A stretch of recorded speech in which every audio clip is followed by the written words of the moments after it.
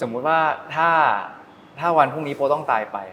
แล้วถ้าโปยังไม่ได้ทำโปจะเสียดายแต่ถ้าวันนี้โปได้ทำแล้วเราแค่ก้าวออกไปแค่นั้นโปมีความสุขแล้วเพราะว่าทุกอย่างที่โปตัดสินใจโปไม่เคยเดินถอยหลังเลยแบบทุกสิ่งทุกอย่างในชีวิตเนี่ยสวัสดีครับแฟนๆ GQ โปครับโอเควันนี้มาถ่ายแฟชั่นโปร ครับกับ GQ เตรียมตัวโปเตรียมตัวยังไงบ้างคะตัวคือมีเตรียมตัวไหมฟิตอะไรไหมผ่อนคลายให้รู้สึกสบายตัวสบายใจอะไรเงี้ยครับเพราะว่าอันนี้คืองานแรกของปีนี้ 2567 ก็ตื่นเต้นระหว่างขับรถมาก็รู้สึกแบบโอ้ยงานแรกของปีเลยปีนี้จะเป็นไงนะอะไรเงี้ยแล้วก็พอได้มาเห็นเสื้อผ้าที่จะใส่ในวันนี้ก็รู้สึกว่าแบบเฮ้ยเหมือนเป็นการเติมเต็มปีนี้เลยให้รู้สึกว่าแบบสดชื่นอย่างสีชื่นกับคริสเตียดิออร์นะครับแล้วก็ปีที่แล้วเป็นไงบ้างทำงานหนักตลอดทั้งปีไหมคะตลอดทั้งปีนะครับเรียกว่าเดินทางบ่อยทำงานหลากหลายมากพอมาย้อนกลับไปตั้งแต่แบบต้นปีถึงปลายปี66เนี่ยรู้สึกว่าแบบโหได้ทำอะไรหลายอย่างมากได้ทำอะไรมาเยอะมากก็รู้สึกว่า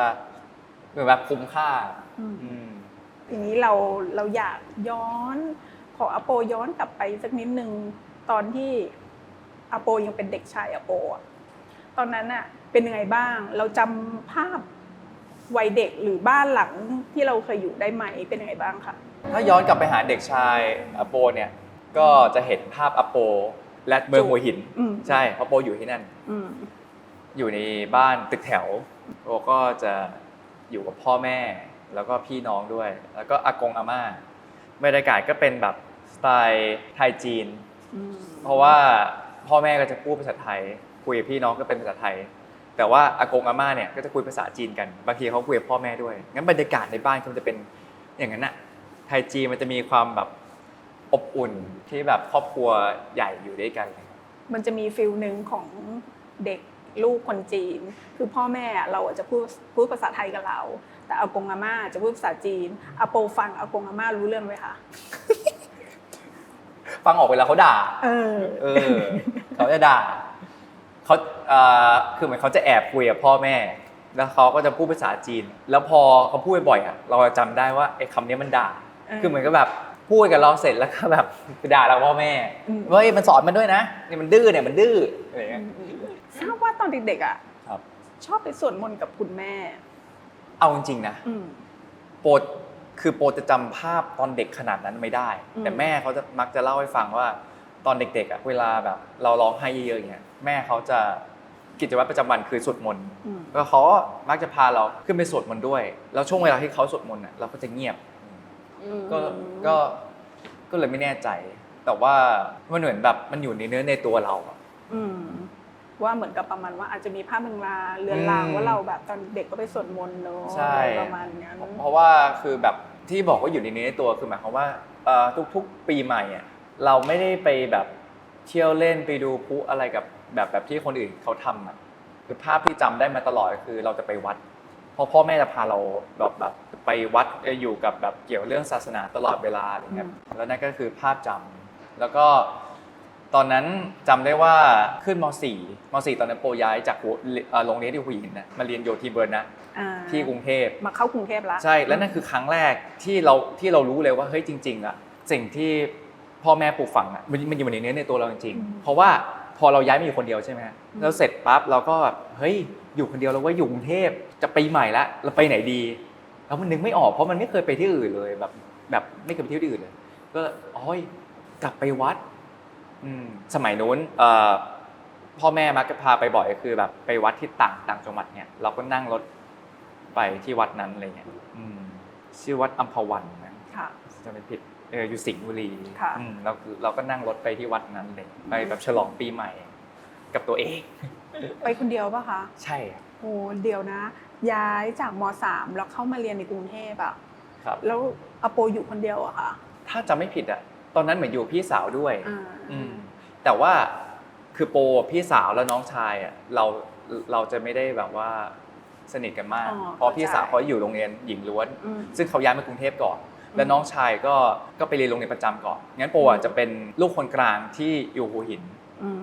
ม ดังนั้นคือตอนที่ย้ายมาเราก็รู้สึกว่าเราเหมือนเป็นตัวคนเดียวณเวลานั้นอะไรเงี้ยแล้วเหมือนแบบพอกิจกรรมอะไรที่มันแบบใหญ่ๆเงี้ยเราก็จะพอมันไม่ได้สนิทกันมากอ่ะมันเหมือนมันก็นึกกิจกรรมที่ร่วมกันไม่ออกอะไรเงี้ยเราก็เลยเหมือนแบบณตอนนั้นเราก็เลยไปฉลองปีใหม่ที่วัดอัมพวันในคนเดียวโปรจำภาพบรรยากาศตอนที่แบบไปวัดได้เลย เพราะว่าคือทุกๆปีใหม่อ่ะสมัยนู้นเลย ค่ะ หลายสิบปีก่อนเนี่ยก็จะเป็นแบบว่าเขาก็จะมีงานวัดด้วยแล้วก็จะมีคนไปปฏิบัติธรรมเยอะแยะมากมายเนี่ยไปสวดมนต์ข้ามปีไปทำบุญวิปัสสนาใดๆเนี่ย อันนี้อาโปเป็นฟิลลูกคนกลางปะคะ ใช่เป็นลูกคนกลาง โอ้พี่อยากรู้ว่าเด็กสมัยนี้ยังแบบว่ามีฟิลนั้นอยู่ไหมฟิลลูกคนกลางอะแบบออกจะแบบเงาๆหน่อยอะไรประมาณเนี้ย ไม่แน่ใจว่าลูกคนกลางจะเหงาไหมแต่ว่าตอนเด็กๆโปว่าเป็นแบบนั้นเนี่ยเพราะว่าพ่อแม่เขามีงานก็เลยออกไปทำงานเพื่อหาเงินมาเพื่อส่งให้เราแบบได้ร่ำเรียนได้มีความรู้เยอะๆ แล้วจากหัวหินเข้ามาเรียนในกรุงเทพเป็นยังไงบ้างคะมีเพื่อนเยอะไหมอะไรเงี้ย แรกๆก็ไม่ค่อยมีเพื่อน เพราะว่าลองปรับตัวไม่ถูก ใช่ เพราะว่าตอนที่ย้ายมาม.4 อ่ะมันเหมือนเป็นเด็กที่เขาเรียนกันมาตั้งแต่แบบม.ต้นอะไรเงี้ยแล้วเขาก็ย้ายขึ้นมาแล้วเขาก็จะเป็นกลุ่มก้อนของเขากันอยู่แล้วเราเหมือนไปแบบโดดๆอะไรเงี้ยแล้วเราก็แบบมันจะมีความแบบเหมือนปลาตื่นน้ำอ่ะมันเหมือนย้ายถิ่นอ่ะแล้วเราก็จะแบบมันยังไงวะแล้วเรามาจากหัวหินที่มันเป็นเมืองแบบเป็นเมืองเล็กๆอ่ะเป็นเมืองเล็กๆที่อยู่ริมชายทะเลอ่ะแล้วเนี่ยเข้ามาในเมืองแล้วมันแบบต้องไปที่ไหนวะแล้วมันมีรถเมล์แล้วเมืองมันใหญ่มากอ่ะแล้วเราต้องยังไงดีเนี่ยแบบกิจกรรมชีวิตประจำวันแล้วต้องทำไงคือตอนนั้นคืองงไปหมดเลยแล้วก็แบบเพื่อนก็ยังไม่ค่อยมีด้วยยังมีความงงๆอยู่เพราะว่าคือตลอดเวลาตั้งแต่เด็กอ่ะยันม.ต้นอ่ะคือโปรเรียนโรงเรียนเดียวมาตลอดแล้วมันก็จะมีความคุ้นเคยกับในที่เดียวมันเหมือนนะวันนั้นมันออกจากเซฟโซนครั้งแรกใช่ออกจากเซฟโซนครั้งแรกเนาะพูดถึงว่าเราเรียนโรงเรียนนึงมาตั้งแต่เด็กอ่ะแล้วไม่ใช่แค่การย้ายโรงเรียนแต่คือการย้ายจังหวัดมันเหมือนเริ่มต้นชีวิตใหม่เก่งมากเลยอ่ะเหมือนแบบเก็บเสื้อผ้ายัดใส่กระเป๋าเราคือแบบเหมือนกับว่าฟิลอยู่คนเดียวคือพี่ก็เป็นคนที่ชอบอยู่คนเดียวไงเราก็จะรู้สึกว่าเราก็อยู่ได้อะไรประมาณนี้แล้วโปเข้ามาในวงการยังไงบ้างคะตอนที่เริ่มเข้ามาในวงการเนี่ยตอนแรกเดินแบบก่อนเดินแบบโดยการที่มีคนพาไปเดินแต่โปจำไม่ได้แล้วว่ามันเริ่มต้นด้วยยังไงแต่ว่าจำได้ว่าเดินไปสักพักที่ใหญ่เลยแล้วมีโอกาสได้เจอแบบรุ่นพี่คนหนึ่งเขาแนะนำให้รู้จักกับพี่เบิ้มซึ่งคือผู้จัดการก่อนหน้านี้ครับค่ะแล้วก็อันนั้นเป็นจุดแรกที่เราได้เข้าไปเล่นละครที่ช่อง3แต่ซึ่งไอ้ก่อนนั้นน่ะมันก็เหมือนแค่รู้จักพี่คนนี้ไว้ว่าพี่คนนี้เขาชื่อเบิ้มนะแล้วช่วงนั้นเป็นช่วงที่โปเข้ามหาลัยพอดีเป็นช่วงวัยจี๊ดช่วงนั้นก็เป็นช่วงที่นั่นเป็น1ช่วงที่สนุกสุดในชีวิตของโปกึ่งจะเป็นผู้ใหญ่ละใช่ไหมเราด้วยความรู้สึกพอเข้ามหาลัยเองเนี่ยแล้วเขาแบบเข้าไปเล่นละครสุดแค้นแสนรักเป็นไงบ้างละครเรื่องนั้นดังมากนะใช่ครับแล้วดาราก็แบบเบอร์ใหญ่ทั้งนั้นเลยอ่ะใช่แต่ว่า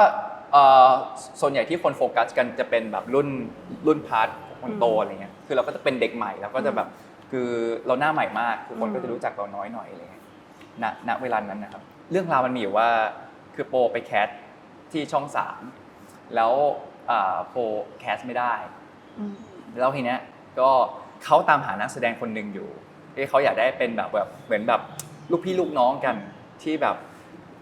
แม่เดียวกันแต่คนละพ่ออะไรเงี้ย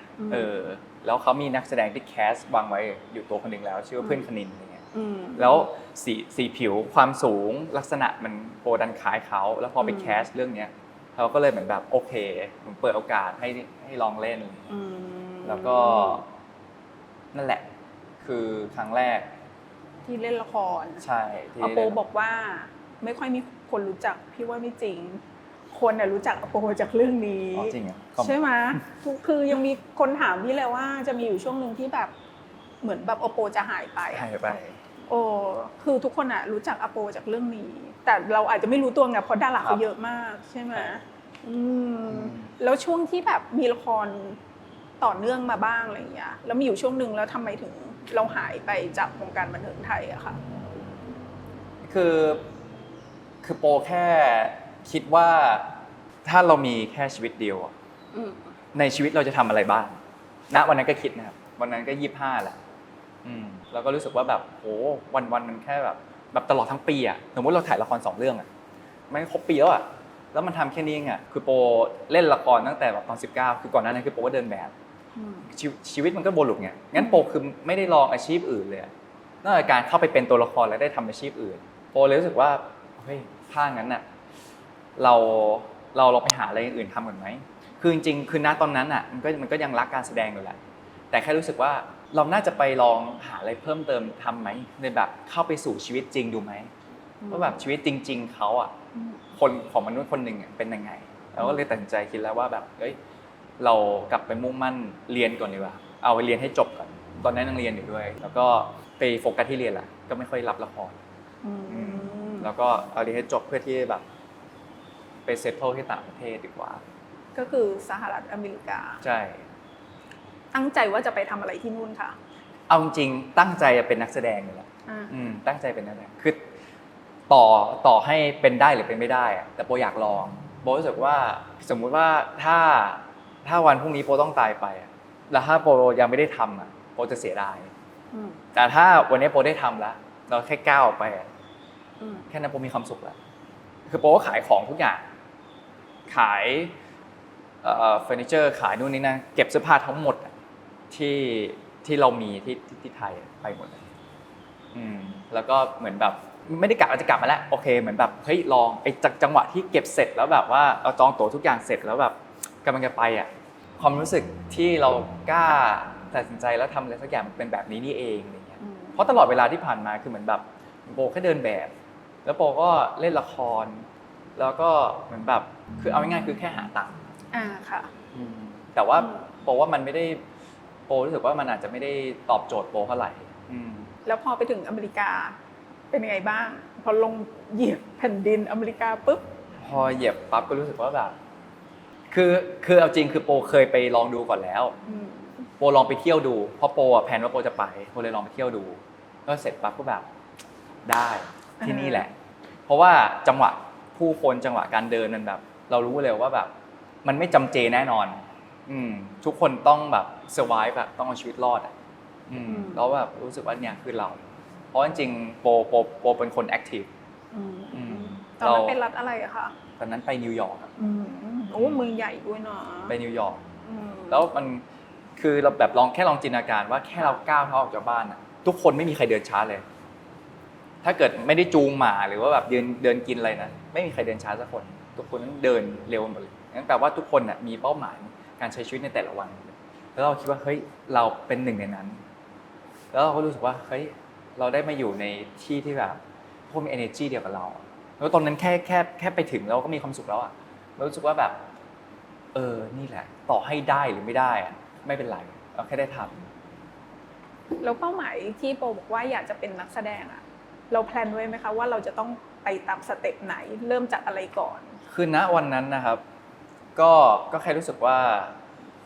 เป้าหมายแรกเลยคืออยากเข้าโรงเรียนการแสดงแต่ว่ามันต้องใช้เงินเยอะมากคือเหมือนมันต้องมีเงินเย็นคือเงินที่ไม่ได้ใช้เพื่อแบ็กอัพไว้เพื่อที่เข้ามหาลัยแล้วก็ต้องมีเงินจ่ายที่เข้ามหาลัยด้วยเพราะว่าตอนนั้นอยากเข้าวิลเลียมเอสเปอร์ใช่อยากเข้าวิลเลียมเอสเปอร์คือมันไม่ง่ายโปก็เลยไปด้วยกันที่แบบว่าโอเคเราไปเรียนโรงเรียนภาษาก่อนเพราะว่าณวันนั้นก็คิดอีกมุมหนึ่งว่าเฮ้ยสมมุติถ้าเราเรียนโรงเรียนวิลเลียมเอสเปอร์เนี่ยซึ่งเป็นโรงเรียนสอนการแสดงที่มันเป็นศาสตร์ของไมสเนอร์เนี่ยคือมันมีหลายศาสตร์แล้วถ้าเราดันไม่คลิกกับเขาล่ะแล้วโปเลยคิดว่าเฮ้ยโอเคเราไปเรียนภาษาก่อนเพื่อที่ช่วงวันเวลาว่างๆเนี่ยเราจะได้เข้าไปที่แบบว่าคือโรงเรียนเหล่านี้เขาจะมีช่องทางแบบว่าเหมือนเป็น observer ให้เขาไปนั่งดูได้แล้วถ้าเราได้ไปนั่ง observe หลายๆที่อ่ะแล้วดูว่าเราเหมาะกับแบบไหนอ่ะมันดีหนูเราน่าจะเห็นว่าเราอ่ะเข้ากับแบบไหนมากที่สุดก็เลยตัดใจแหละไปเรียนโรงเรียนภาษาแล้วไปอยู่ที่นั่นคือไปใช้ชีวิตคนเดียวเหงาไหมคะไปใช้ชีวิตคนเดียวแรกก็ไม่เหงาแรกสนุกมากแล้วต่อมาค่ะไม่เหงาปะเริ่มเหงาต่อมาเริ่มเหงาแล้วเพราะว่าคือด้วยความที่สภาพอากาศหรือว่าค่าครองชีพเขาสูงมากเนี่ยเหมือนแค่ภาพในเฟรมแค่นี้อันนี้คือห้องนอนโปแล้วคือโปอ่ะจะเป็นพวกแบบ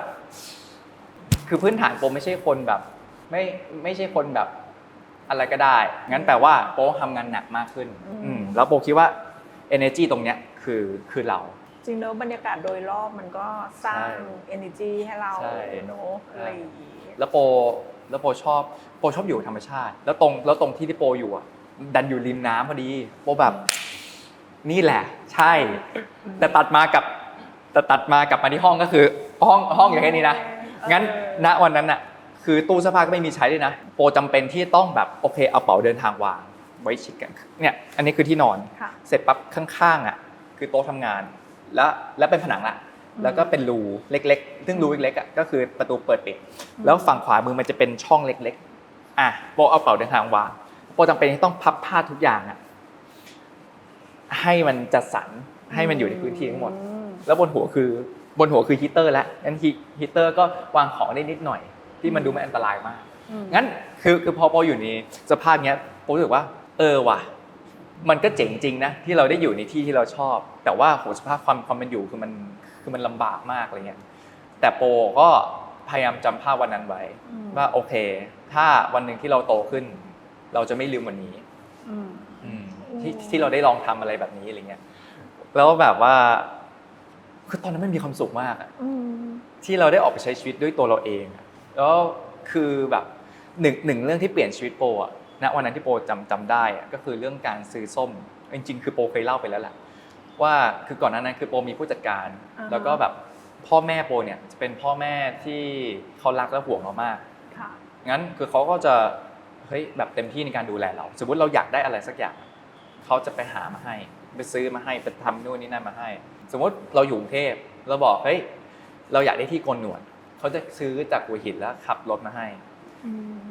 คือเขาเป็นพ่อแม่ที่รักลูกและดูแลลูกขนาดนั้นเลยงั้นแปลว่าโปอ่ะแทบไม่ได้เคยที่จะต่อสู้เลยด้วยตัวเองงั้นวันนั้นน่ะโปไปซื้อส้มแล้วโปก็จำได้ว่าเฮ้ยส้มนั้นน่ะมันซื้อ3ลูกอ่ะ 1.5 เหรียญถ้าจะไม่ผิดนะครับโปคิดว่าแบบเฮ้ยถ้าเกิดเขาคิดผิดล่ะเราเลยถ่ายภาพไว้โอเคเราก็เอาไป3ลูกเสร็จปั๊บที่เคาน์เตอร์คิดผิดจริงผิดยังไงคะเขาคิดคือ3ลูกในโปรโมชั่นมันคือ 1.5 เหรียญ 1.5 นะ 1.5 แต่ที่เขาคิดลูกละเหรียญนั่นหมายว่าเขาคิดมา3เหรียญแล้วเขาคิดเกินโปรโมชั่นณเวลานั้นเราก็เลยเข้าทางเราหยิบรูปมาให้ดูว่าเฮ้ยยูเราคิดผิดจัดการให้หน่อยนะคือเหมือนเราไม่ใช่นักสู้คือเรากลัวโดนเขาด่าหรือกลัวโดนเขาอะไรอย่างเงี้ยแต่เสร็จปั๊บสิ่งที่เขาทำกับตอบกับเรามาคือโอเคฟังจังหวะนั้นแหละเป็นจังหวะที่เฮ้ยทำได้ดีว่าแล้วเสร็จปั๊บโอก็แบบว่าโอเคเราเดินออกมาหน้าร้านจำได้เลยร้านชื่อ Harvest อันนี้คือกระจกแล้วโปก็ยืนตัวอยู่หน้าร้านแล้วก็ถือส้มแล้วก็ถือใบเสร็จเฮ้ยเขาทอนมาผิดเขาทอนมาเกินด้วยความรักความยุติธรรมของเราเฮ้ยไม่อยากได้เกินมันก็ต้องฮึบกลับไปแล้วบอกเขาเฮ้ยดูคิดมาเกินอยู่คิดหน่อยแต่เขาคงเหมือนเพิ่งเข้าใหม่เขางงว่าอ้าวเขาคีย์เงินออกเขาเอาเงินคืนแล้วแต่เขาไม่สามารถเอาเงินที่คิดเกินให้เราใส่เข้าไปในระบบใหม่ได้เขาเลยเรียกผู้จัดการมาแล้วเสร็จปั๊บผู้จัดการโอเคก็จัดการให้จำได้เลยจังหวะที่ออกมาแล้วเสร็จคือถ้าเกิดเป็นหนังนะเรายืนเงี้ยใช่ป่ะกล้องมันควรต้องแท็กเข้าหน้าเราเราก็ยกขึ้นฟ้าแล้วเป็นเหมือนภาพชอแชงที่ออกจากคุกได้มันแบบโหความรู้สึกเป็นงั้นเลยใช่อันนั้นคือแบบ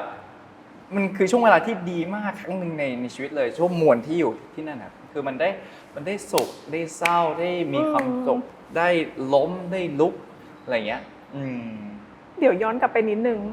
แล้วทำไมโปถึงคิดว่าเขาจะคิดเงินผิดถึงได้ถ่ายรูปเอาไว้เพื่อเพราะว่ามันเป็นโปรโมชั่นพิเศษใช่ไหมใช่มันเป็นโปรโมชั่นพิเศษจริงแล้วคือปกติแล้วอะเวลาโปซื้อของอะโปไม่เคยดูเลยว่าอะไรเท่าไหร่ทอนถูกไหมโปไม่เคยดูใบเสร็จเลยตั้งแต่เกิดมาคือโปเป็นคนแบบไม่ได้เหมือนเรามีคุณพ่อคุณแม่ดูแลใช่คือมีคนดูแลคือพ่อแม่เขาจะซื้อมาให้อย่างแบบสมมติอยากกินข้าวเนี่ยพ่อแม่ซื้อมาให้ซื้อข้าวมาให้งั้นคือมันก็เคยชินกับการที่แบบมีพ่อแม่ดูแล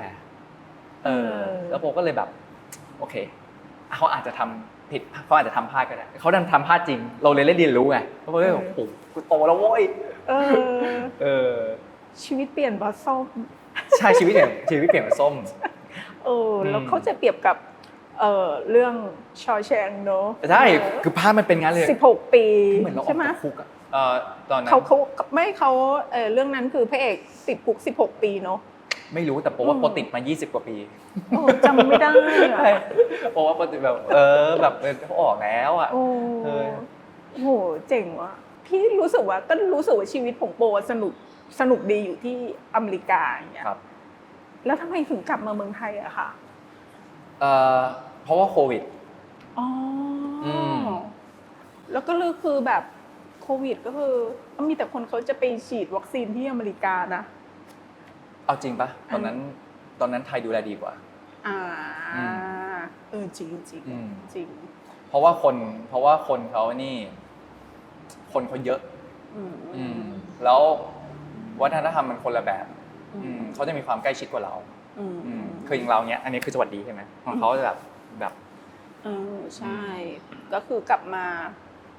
เลยแล้วคิดจะถ้าโควิดเขาเรียกว่าอะไรอะดีขึ้นแล้วเราจะกลับไปอีกไหมหรือว่ายังไงตอนนั้นวางแผนอะไรไว้บ้างอะคะคือตอนแรกยังไม่ได้กลับเลยนะตอนแรกก็คือแบบจะอยู่จะไม่มีทางกลับเพราะว่าทุกอย่างที่โปตัดสินใจอะโปไม่เคยเดินถอยหลังเลยแบบทุกสิ่งทุกอย่างในชีวิตอย่างเงี้ยงั้นคือพอตัดสินใจไปแล้วอะโปไม่เคยคิดจะกลับซึ่งณตอนนั้นอะก็อยู่นะคือมันก็จะมีโควิดหลายเฟสใช่ไหมแล้วก็อยู่ไปเรื่อยๆแล้วจนกระทั่งถึงจุดหนึ่งอะรู้สึกว่าแบบเฮ้ยมันมีคนบอกนะคนที่นั่นบอกว่ามันไม่เคยมีอะไรปิดนิวยอร์กได้เลย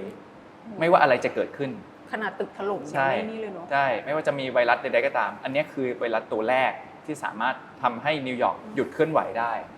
แล้วภาพที่โปจำได้อะคือโปเดินออกไปใช่ไหมแล้วมันเหมือนแบบ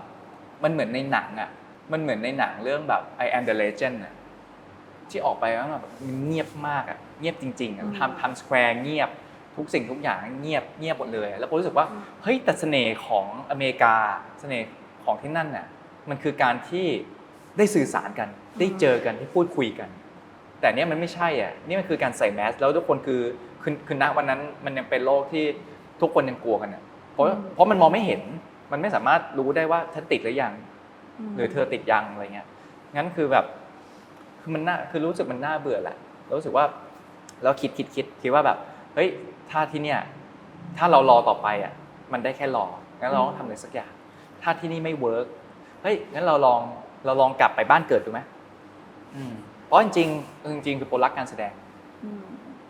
โปถนัดอันเนี้ยเสร็จปั๊บโปก็กลับมาแล้วก็ได้เล่นคินพอร์ตเลยหรือเปล่าคะเอาจริงเหมือนแบบพิมพ์ไปบอกกับผู้จัดการเก่าค่ะก็สารภาพกับเขาตรงๆว่าคือจริงๆแล้วคือที่เดินทางไปที่นั่นอ่ะคือจริงๆอยากเป็นนักแสดงแล้วอยากจะได้บทหรือได้ทำงาน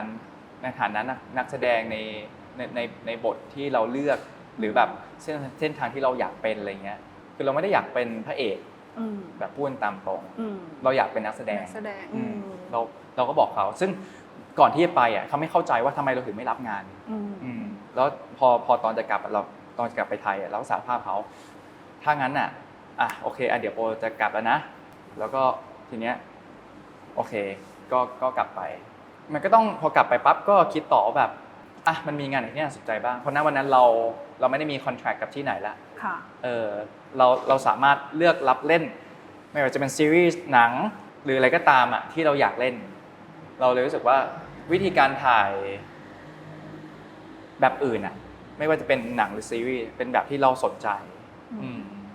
เราชอบในความเป็นธรรมชาติแบบนั้นอะไรเงี้ยคือละครก็ดีแต่เราแค่ชอบอีกแบบหนึ่งแล้วก็เลยแบบมันมีอะไรบ้างแล้วเสร็จปั๊บมันก็มีคินพอชเนี่ยเข้ามาแล้วเขาบอกเฮ้ย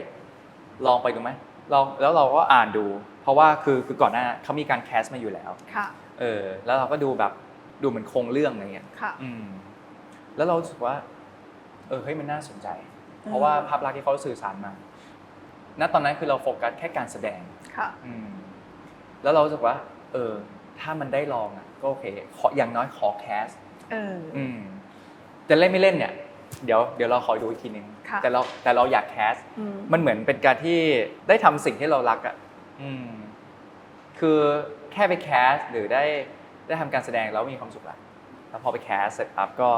นั่นแหละมันก็เกิดกระบวนการใดๆแล้วมีโอกาสได้มาเป็นพอชในเรื่องคิดพอชแบบที่ทุกคนเห็นเนี่ยแล้วก็ดังมาก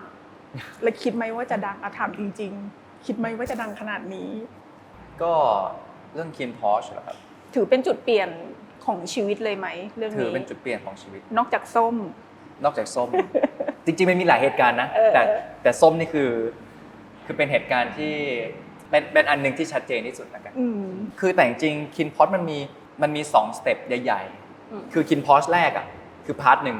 ตอนนั้นยังไม่เห็นอะไรเลยนะตอนนั้นยังรู้สึกว่าแบบยังไงวะเนี่ยเพราะว่าเอาจริงแบบยอมรับเลยว่าแบบเรายังไม่เก็ต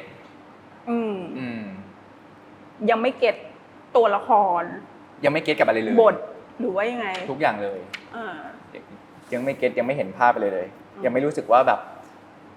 ว่ามันจะเวิร์กอะไรเงี้ยเพราะว่ารู้สึกว่าแบบคือด้วยประสบการณ์ที่เราเคยเป็นนักแสดงมาเรารู้ว่ากว่า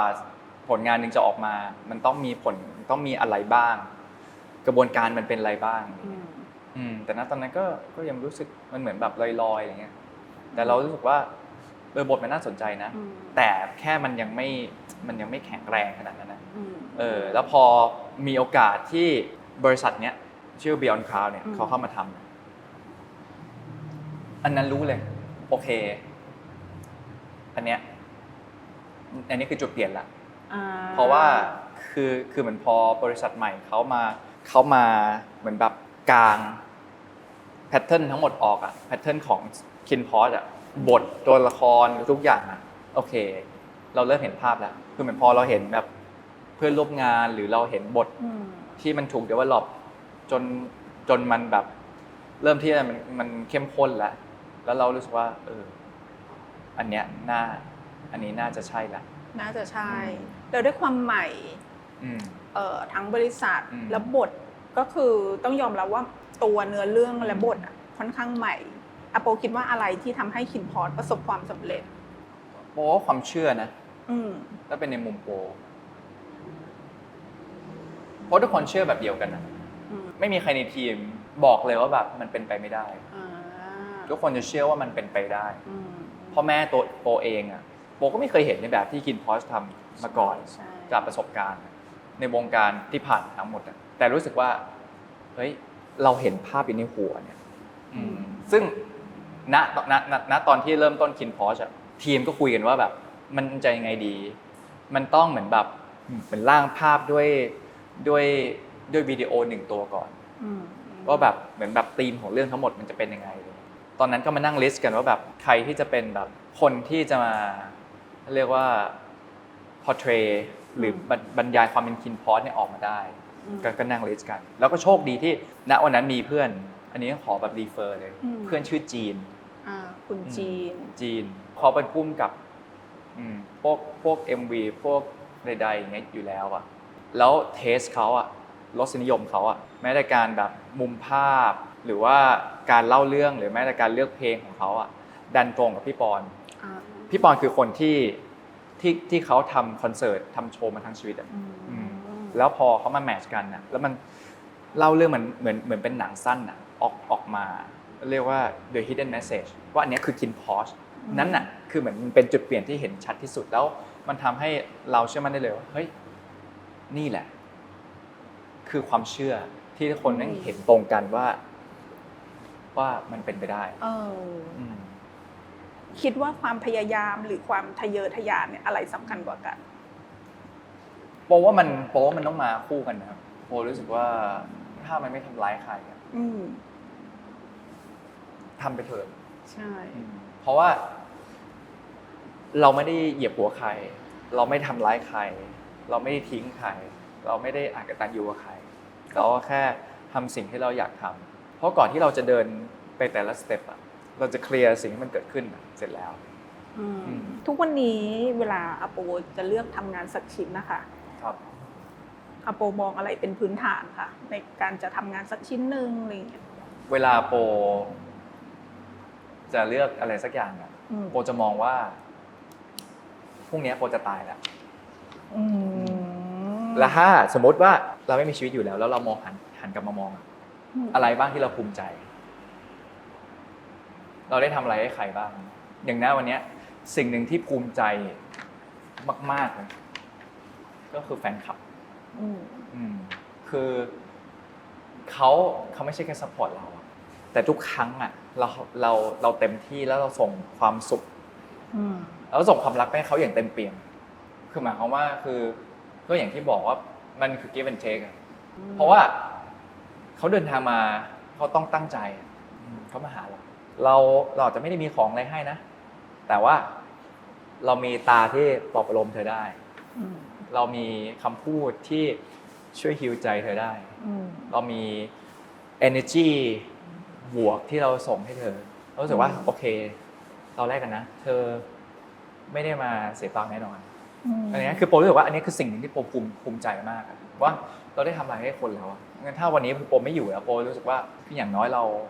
าชีวิตเรามีคุณค่าโอเคเราจะมีคุณค่ากับตัวเรามีคุณค่าให้กับคนอื่นได้ด้วยเพราะว่ามันเจ๋งอ่ะอโปคิดว่าวงการบันเทิงอ่ะถ้าไม่นับเงินทองอ่ะเปลี่ยนอโปไปอย่างไรบ้างจริงๆเปลี่ยนไปเยอะเลยเพราะว่าเอาจริงเงินทองโปให้อยู่ในข้อสุดท้ายเพราะโปจะเลือกช้อยที่ว่าเราได้ทำถ้าเราไม่อยู่แล้วเราจะทำอะไรไปบ้างเราได้ทำอะไรไปบ้างงั้นคือเงิน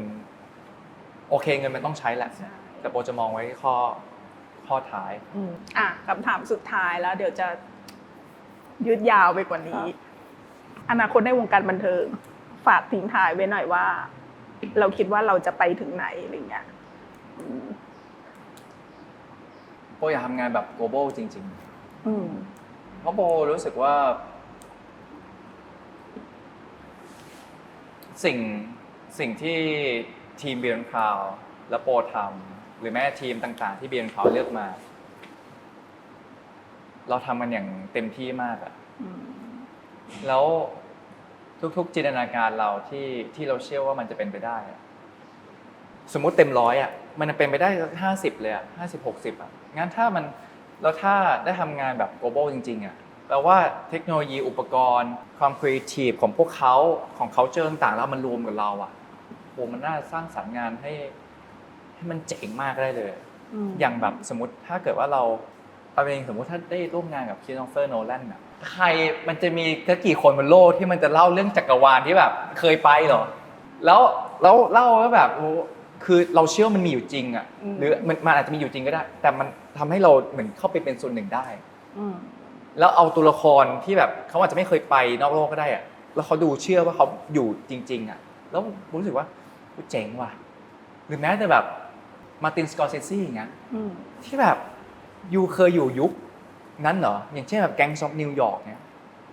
หรือแบบกู๊ดเฟลลัสเนี่ยเป็นหนังกู๊ดเฟลลัสเป็นหนึ่งในเรื่องที่โปชอบมากแล้วแบบยูรู้ได้ไงว่าแบบยุคนั้นแม่งเป็นยังไงเพราะยูอ่านแค่หนังสือแล้วบางทีมันเป็นภาพวาดหรือเป็นเรื่องแต่ยูทำออกมาได้ไงให้มันแบบงั้นแปลว่าคือเราก็อยากได้ลองทำในความตั้งใจเราแล้วไป merge หรือไปลองร่วมงานกับคนที่แบบที่เป็น global ที่เขามีอุปกรณ์หรือมีวิธีการคิดที่มันแบบล้ำแล้วเราได้จอยกันเพราะว่ามันน่าจะสนุกนะ คืออย่างน้อยอ่ะขอแค่ได้ทำอ่ะเพราะว่ามันมีความสุขมากแล้วอ่ะ ใช่ คือผลงานคือเรื่องความดังนี่คือเก็บไปเลยนะเราเอาแค่แบบตอนที่ได้ทำก่อน อืม เพราะอย่างถ้าพูดถึงการร่วมงานกับ Dior อะคือที่พูดถึง Dior เพราะ Dior เขาเป็นแบรนด์ระดับโลกแล้วเราได้ร่วมงานเขาอะเรารู้เลยว่าโห process เขาแต่ละอันอะ อืม ที่กว่าจะออกมาได้อะงั้นคือเขาจะมีคีย์หลักของเขาและทั้งโลกอะจะเป็นเหมือนกันและภาพลักษณ์ของเขาการวางแพทเทิร์นของเขาหรือแม้แต่คนงานในบริษัทเขาที่เขาเลือกมาหรือแผนที่เขาวาง อืม มันกลมกันทั้งโลกเลยแล้วเขาไม่เคยหลุดเลยแล้วแบบภาพลักษณ์เขาคือแบบว่าแบบเนี้ยคนในมุมมองเนี้ยภาพลักษณ์แบบเนี้ยเขารู้สึกว่าเฮ้ยมันดูดี และทั้งโลกมันดำในภาพลักษณ์นี้ตลอดเวลา ไม่ว่าเขาจะดีไซน์อะไรขึ้นมาสักอย่างหรือว่าแบบทุกคนจะไปออกงานที่ไหนอะมันเป็นภาพลักษณ์เดียวหมดเลยผมรู้สึกว่าโอ้งั้นถ้าทำงานทั่วโลกอ่ะ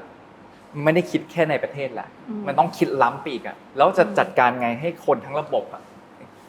ทำแบบเดียวกับเราให้ได้ อืม เพราะว่าถ้าเรามาจอยกันนะในแบบ global อ่ะไม่ว่างานอะไรก็ตามอะโอ้มันโคตรมันแน่ เนาะ ๆแน่ๆเลยอะ จริง ติดตามผลงานของโปรในปี 2024 กันนะครับผมรับรองว่าเดือดแน่นอน